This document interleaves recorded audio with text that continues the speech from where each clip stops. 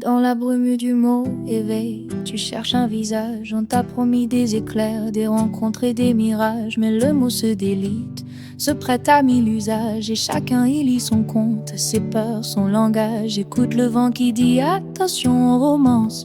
Les certitudes cassent devant la moindre nuance.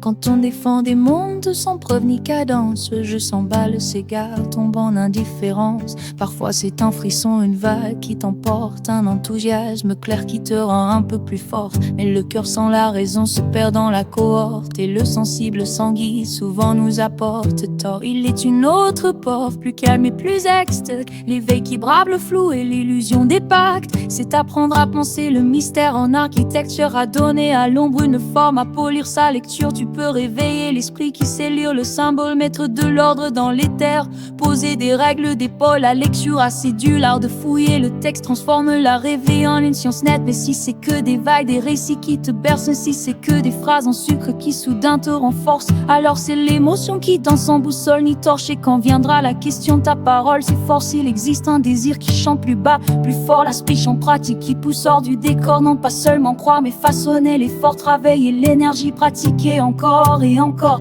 Allumer dans la poitrine une forge de lumière, apprendre à modeler l'âme comme on soigne la pierre. Comprendre une mécanique subtile des sphères, traduire en gestes précis ce qui autrement est. Forgeant des mots, des outils, des griffes de raison pour que spiritueux cesse d'être simple illusion, pour que conscience retrouve une main et un horizon. Et que la logique danse avec l'intuition quand la tête reste claire, et que le cœur sait sentir. Tu peux lire les montagnes, descendre et puis bâtir. Il y a dans le travail une grâce et un avenir, une école du souffle prête à te faire grandir. Viens écouter le geste, apprendre à respiration, la mise en forme des forces, la discipline en action. Nul miracle sans l'ouvrage, point d'éveil sans fondation. Seule la pratique fidèle sculpte la transformation. Que ton intérêt soit feu, qu'il devienne méthode, que tes pas soient desseins, que ta pensée soit code. L'année, la vérité qui ne fuit pas, qui déborde, là s'éveille l'esprit fort, éternel dans l'abord.